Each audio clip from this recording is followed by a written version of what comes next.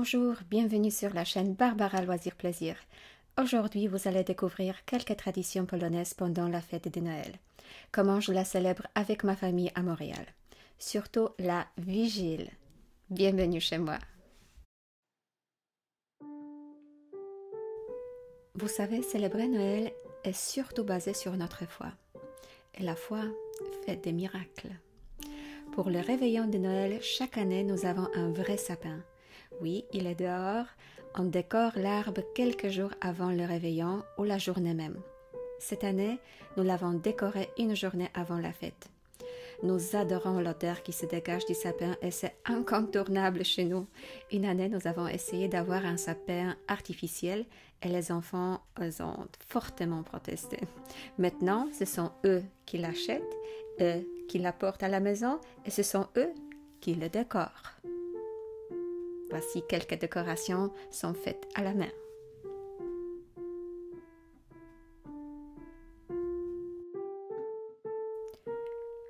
Le 24 décembre, le réveillon de Noël, Wigilia en polonais, c'est notre Noël. Les festivités commencent par la préparation de la table avec une nappe blanche et de foin qui est glissé en dessous. Ce foin symbolise à la fois l'étable où Jésus est né, ainsi que la fragilité de la vie humaine.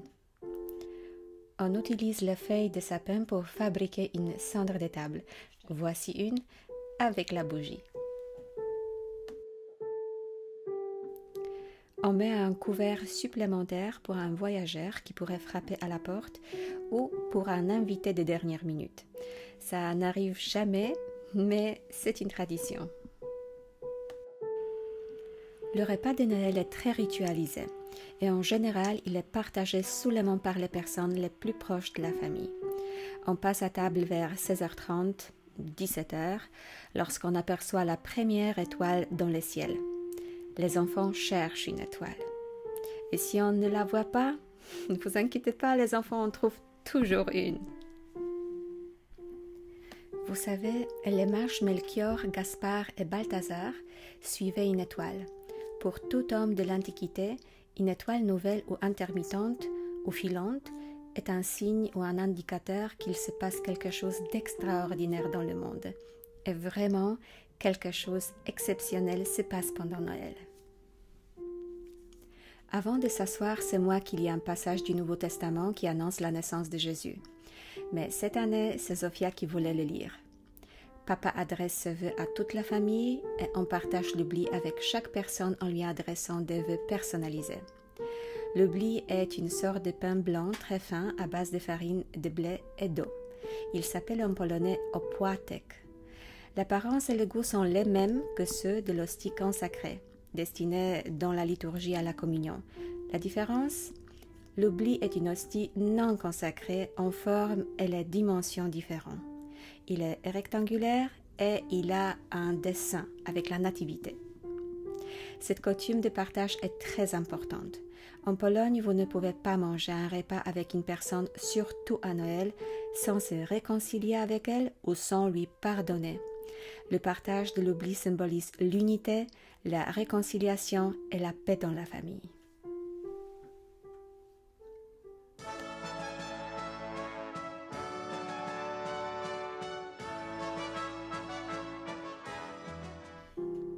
Et la vigile commence. Le dîner de Noël est servi sans viande et sans alcool. D'accord? Nous avons pris un vin rouge. Ce qui est important, c'est de se réunir et de passer un bon moment ensemble. Il y a 12 plats, en référence aux 12 apôtres. Moi, je compte 12 plats avec le dessert. Nous avons eu le barszcz z uszkami, avec des petits raviolis. À l'intérieur, il y a la choucroute et des champignons. Le hareng, j'ai fait une salade avec le concombre polonais, des patates, l'oignon et la crème fraîche. Et bien sûr, le pain polonais. Pierogi ruskie avec des oignons et des patates. Encore choucroute avec des champignons. Cette année, c'était très bon.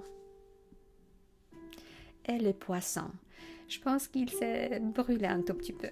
Mais au lieu d'une carpe, le poisson qu'on mange seulement à Noël, nous avons mangé un saumon. Vous savez, en Pologne, quelques jours avant la fête, nous achetions une carpe encore vivante qu'on mettait dans la baignoire jusqu'au jour de Noël, où elle était tuée et mangée. Mais ici à Montréal, c'est difficile d'en trouver une, alors nous préparons le saumon, déjà mort.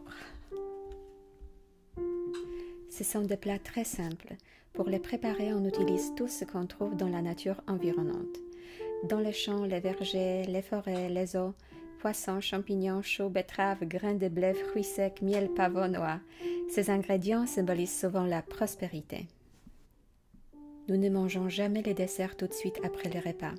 Nous nous dépêchions d'aller à l'église pour la messe de minuit qui, à notre paroisse, commence à 19h30.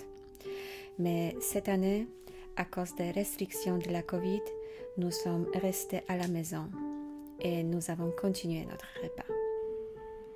Voici les desserts.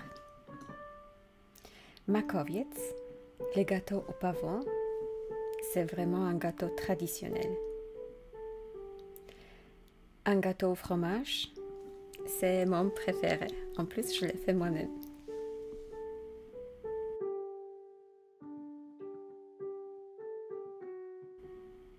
Du pain d'épices, toutes sortes de pain d'épices, souvent glacés mais aussi au chocolat. Une boisson à base de fruits secs en polonais kompot.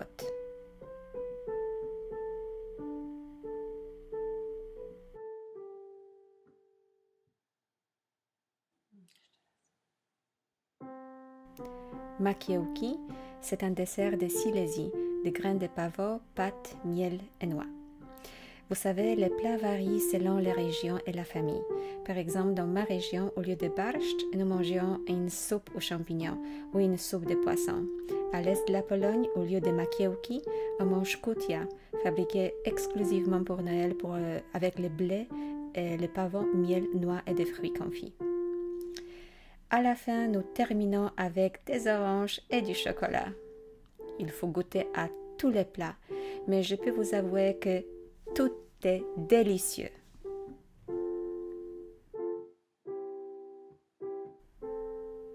Après le dessert, les cadeaux. Selon la tradition polonaise, les cadeaux sont apportés par Saint Nicolas, appelé également dans ma région Gwiazdor, l'homme des étoiles. Depuis que les enfants sont grands, Père Noël dépose les cadeaux au pied du sapin. Puis on appelle les enfants en excuse Saint Nicolas en disant qu'il se dépêchait d'aller distribuer des cadeaux à d'autres enfants. Ensuite, on chante les kolendy, quelques chansons de Noël, en polonais et en français, et même en anglais. Pour moi, c'est une des plus belles coutumes de Noël, chanter ensemble après le repas. On chante. La vigile est une soirée destinée principalement aux enfants. On cultive les anciennes coutumes pour transmettre les traditions aux jeunes générations. C'est pour ça que le réveillon est si joyeux, je pense. Sans les enfants, ce sera différent. Les enfants continuent la fête en regardant un film et en participant à des jeux. Le soir, je suis tellement fatiguée que je vais me coucher. Mais peut-être je ne devrais pas me coucher, vous savez, selon certaines croyances, les animaux parlent la nuit de Noël. Si vous avez un animal, essayez. Peut-être il va vous dire quelque chose. J'en profite de vous souhaiter une très belle année 2022. Je vous souhaite beaucoup de santé, beaucoup d'amour et beaucoup de sérénité. Allez, du courage, nous allons traverser cette année ensemble.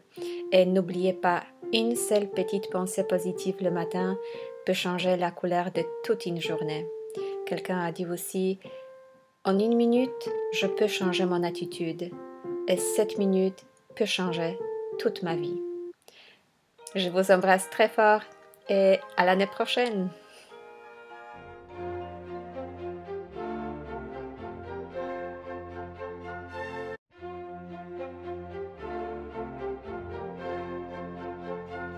Si vous voulez recevoir toutes les vidéos, abonnez-vous à la chaîne Barbara Loisirs Plaisir. Merci et à la prochaine.